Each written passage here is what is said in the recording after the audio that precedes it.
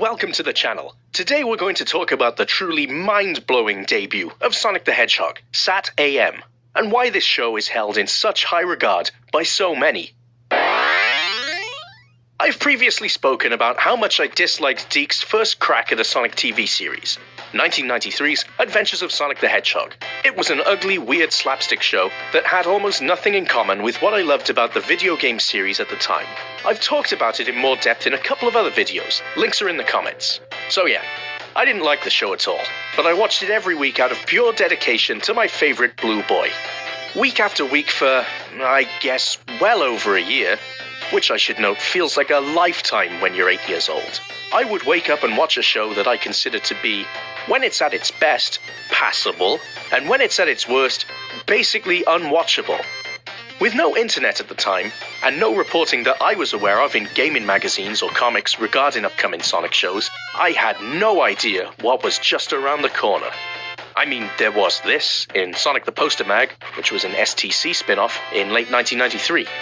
I thought this series looked awesome, but as intrigued as I was at the time, I assumed it was a cancelled project when nothing surfaced from it, and forgot all about it. In any event, it didn't look anything like SatAM. Anyway, let's wind back the clock. Picture the scene. It's 1994. I am close to 9 years old. I'm sat in my living room.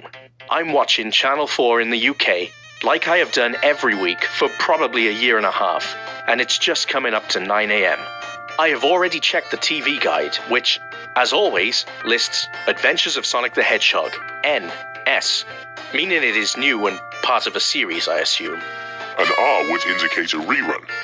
The Channel 4 logo has appeared on screen, and the continuity announcer has said something or other about Sonic the Hedgehog. I'm expecting this.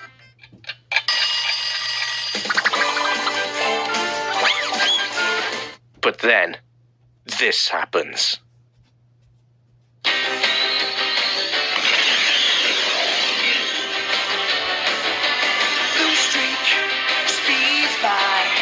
I am lost for words. I cannot believe what I'm seeing. What is this? It looks dark and gritty and serious in tone. There's some rock song playing. It's all just cool as fuck. There are explosions and all these cool new characters. I feel like G-Force is literally pushing me back into my seat as I try to comprehend what is happening. All I know at this moment in time is whatever I'm seeing is fucking awesome. This would be forever ingrained in my memory as one of the most incredible moments of my childhood, when it came to entertainment, and I'd love to hear from anyone else in the comments who had a similar experience at that time. As soon as the episode began, it quickly became apparent that this was a much darker take than anything we'd seen in the Sonic franchise up to this point. A grim dystopian future where Robotnik had won. Citizens are captured and turned into robots. The world is essentially in ruins, at least in Robotropolis. Robotnik himself is shown to be a terrifying threat. Everyone is scared of his robots too, including Sonic and his small band of freedom fighters. Everything here is destroyed.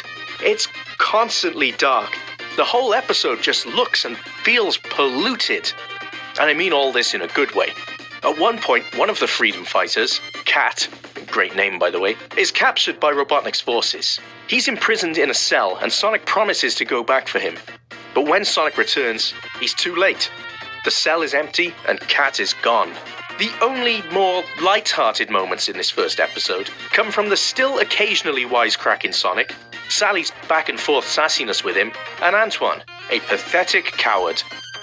When the episode ended, I was straight on the phone to my BFF and fellow Sonic-obsessed mega-fan, who was in the same state of disbelief and excitement as me. We could not believe what we had witnessed. At this point, some people may be thinking, Wait a second. You crap on Adventures of Sonic the Hedgehog for being nothing like the games. This is nothing like them either. And that's a fair point. But to me, what's different here is that this series seemed to be taking the franchise seriously. The previous show treated Sonic as some sort of joke, a clown show, if you will. But Sonic was never previously marketed in that way. He was, after all, the hedgehog with attitude, according to literally every piece of merch available in the UK at that time. He was a cool Sega rival to Nintendo's Mario. It's why he was so popular, and this cartoon seemed to understand that. Plus, by 1994, us Brits were already used to a more menacing take on Robotnik from the UK's Sonic the Comic, so this take wasn't that weird to me. It was certainly darker at that point in time, though. So there you go. Whether you're a doddering old fart like me who watched this back in the day, or if you've discovered it more recently, I just wanted to share with you how amazing of a debut this show was to my friends and I, and how powerful the memory has remained for me, even to this day. It was an incredible debut, particularly because it came out of absolute nowhere, and it is something I will never forget. Although it's far from my favorite take on Sonic, it remains a solid series throughout, and I loved it as an alternate universe at that time. I won't do a full review for the show yet, but that is on the horizon for this channel. Oh, and in case you're not aware, an incredibly dedicated group of fans are bringing SatAM back for Season 3. There are links to their channel and Patreon in the description, so please go and check it out. It looks incredible. They even have Johnny Joeli from Crush 40 performing the Blue Streak theme tune on this new season. Incredible. But when did you first see SatAM? Are you a 90s fan like me, or did you see it more recently? Did you enjoy it? Please let me know your thoughts in the comments. I love reading them.